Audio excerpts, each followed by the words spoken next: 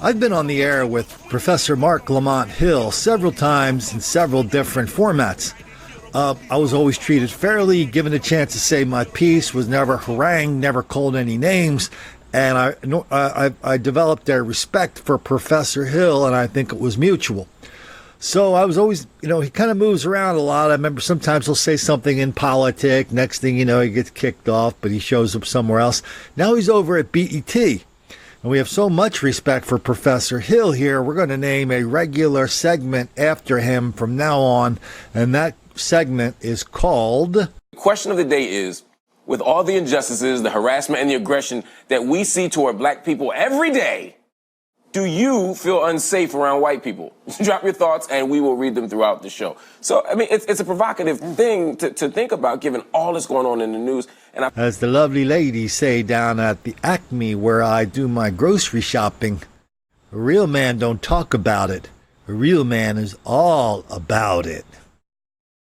So let's check out some recent videos that may contribute to our understanding of this question of the day. Arrest in the shooting death of an LSU student and gas station clerk. Deputies taking 22-year-old Antonio Watts of Port Allen to jail tonight. He is accused of gunning down 29-year-old Ferdazul Ahmed in a gas station robbery Saturday morning. News 2's Johnson Van Springer is live from the Violent Crimes Unit tonight. Johnson, how did deputies track down Watts?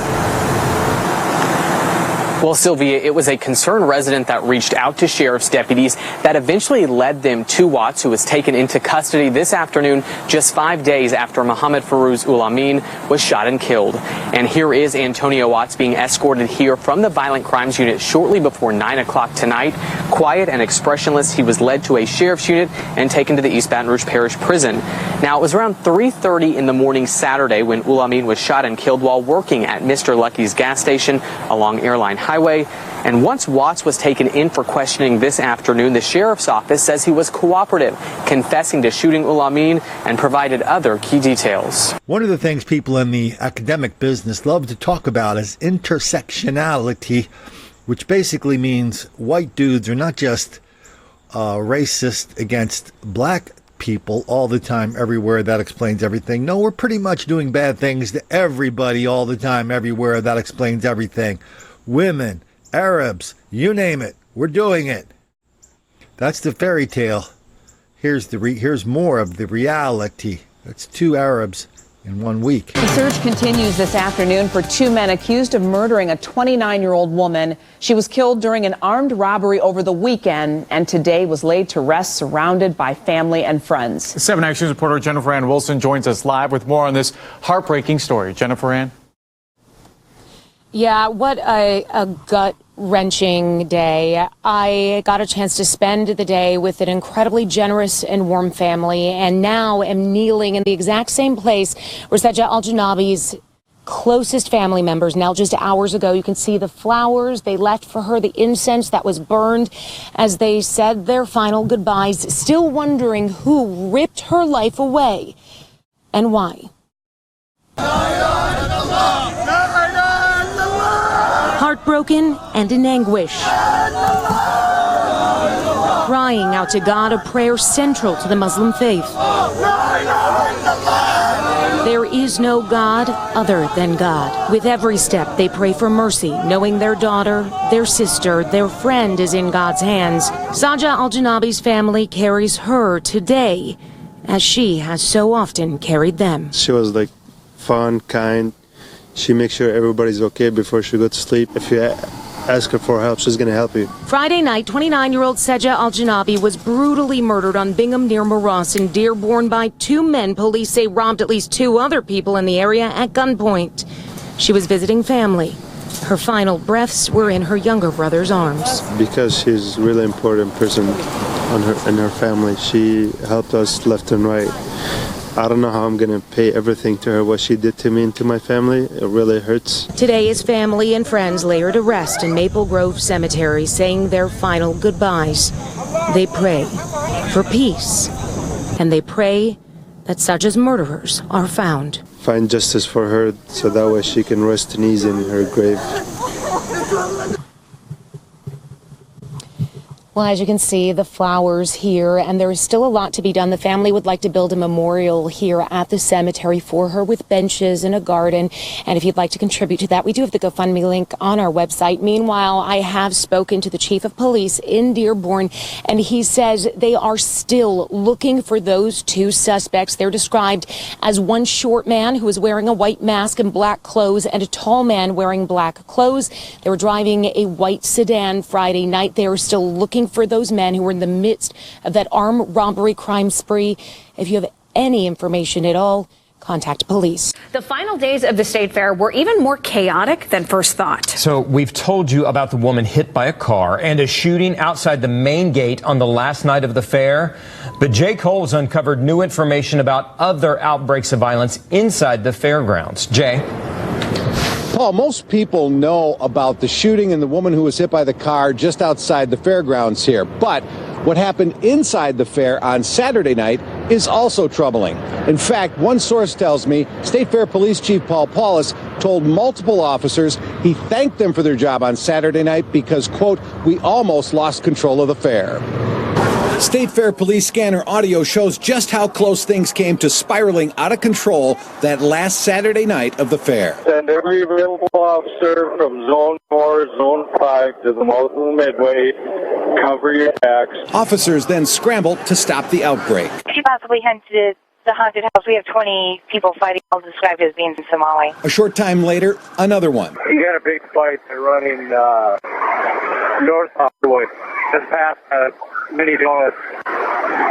Another head towards the haunted house. There's probably always 50 kids. Another with injuries. Kearns and Underwood. We have a man down, 20 people fighting. Medics are responding. The State Fair has confirmed there were 9 fights that final Saturday night between 7:30 and 11:40 p.m.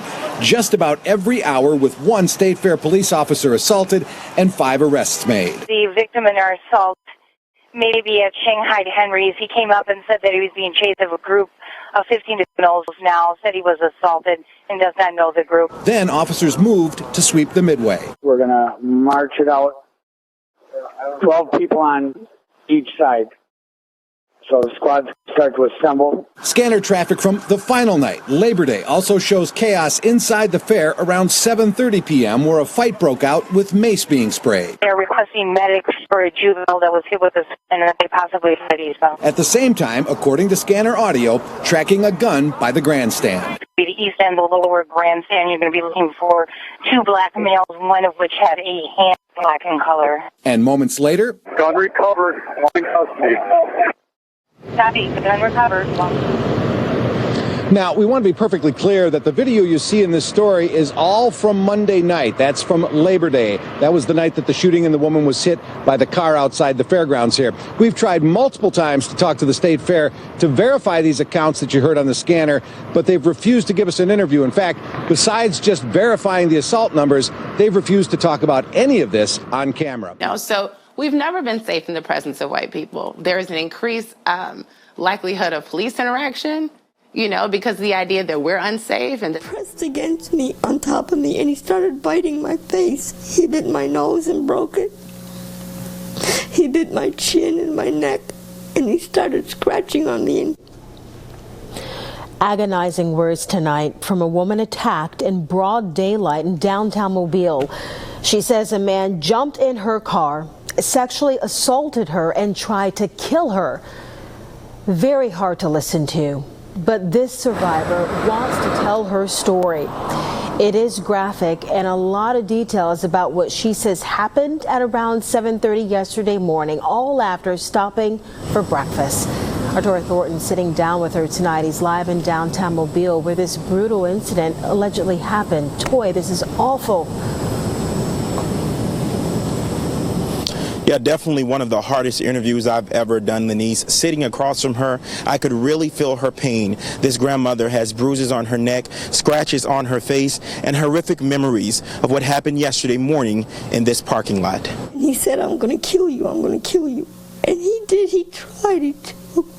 A woman now broken after the unthinkable happened to her. And then he was choking me. He had one hand on my neck so hard. I honestly thought I was going to have a heart attack. The grandmother was minding her own business Wednesday morning, stopping at McDonald's on Government for breakfast. She says this all started with a man asking her for 20 cents. All of a sudden, this man is in my car, and I said, "Get out of my car, get out of my car." And that's when he grabbed my mouth and he pulled me, and then he kept groping on me, and he said, "I want your money, I want all your money, give me all your money." She never imagined a quick stop for food could turn into a brutal attack, an attempted rape, and sexual assault. I'm going to start crying. That's okay. Because then he started touching me and touching himself. Police say this man is responsible, Vincent Scott. He was just released from jail the day before. I don't know how this man got on top of me, because I'm short and I was at the wheel. And he pressed against me on top of me, and he started biting my face. He bit my nose and broke it. He bit my chin and my neck, and he started scratching on me and peeling and lifted my balls, my top, and went in my pants. The woman says at that point she felt hopeless, as if she was stuck and her life was going to end. But then she says an angel in the form of a young man came to help. He went inside and there was a fireman, Mr. Cox, and he had his blue uniform on. He looked like a police officer. And he came to the window and he said, "Open the door and get out now." When he said that, the man finally let go. That's when police say Scott got out of the car and ran. She says he was still threatening to kill her. Full recovery will take at least 6 months, she says, but today she's just thankful for life. It was just the Lord putting angels around me. I know this. And another disturbing part of this story, the woman says some people were standing around watching, recording the attack on their cell phones. They weren't even trying to help. SPD still looking for the fourth suspect involved in this. This was about a 30-minute crime spree and chaos that ended with an officer shot over here on Tristan Street. He was hit 3 times. The suspect who fired the weapon is dead. It all started with a carjacking at a Valero on Scott Street. But the owner of the SUV that was carjacked knew that the 4 suspects were not going to get very far. The complainant advised his vehicle was on fumes because he did not have an opportunity to gas up. Police say the 4 suspects ditched the SUV a few blocks away on Tierwester. Minutes later, they allegedly pulled a gun on a priest in a church parking lot on Maribor, even pulling the trigger twice, but no shots were fired. 4 suspects then physically beat the priest and took his cell phones. 3 minutes later, the suspects were spotted by the HEB on Tierwester. Officers start chasing suspects that are running on foot. Within 1 minute, 1 male suspect is taken into custody. Police say 2 minutes later, they spotted another suspect on Tristan, who then allegedly opened fire on officers, and they fired back. One of the officers was hit by 3 bullets. He was quickly loaded into an ambulance and taken to the hospital. Police say the suspect who shot at the officers was killed. To me, he ain't do no wrong, just shot a cop. When you niggas gon' unite and kill the police, motherfuckers? When you niggas gon' unite and kill the police, motherfuckers? And most people think black people can't be racist either, by the way. That last video was kind of weird because at the press conference, the chief was very explicit about who was hunting and stalking the people of Houston. He said, "Yeah, you heard me right. That was approached by 4 black men." They kind of left that out of the video account of that. Anyway, down in Fort Lucie, Florida, a whole group of the fellas crashed into a house with some white folks in it. And lots of gunfire, lots of argy-bargy. Please, sir, I want some more. I guess we shouldn't be surprised, despite Professor Hill's comment, despite the answers he got on his show, that black people are under constant threat from white people, when out here in the real world we're documenting the obvious. I guess we better be a little careful with that, because doing that, well, I'm pretty sure that makes the black kids angry.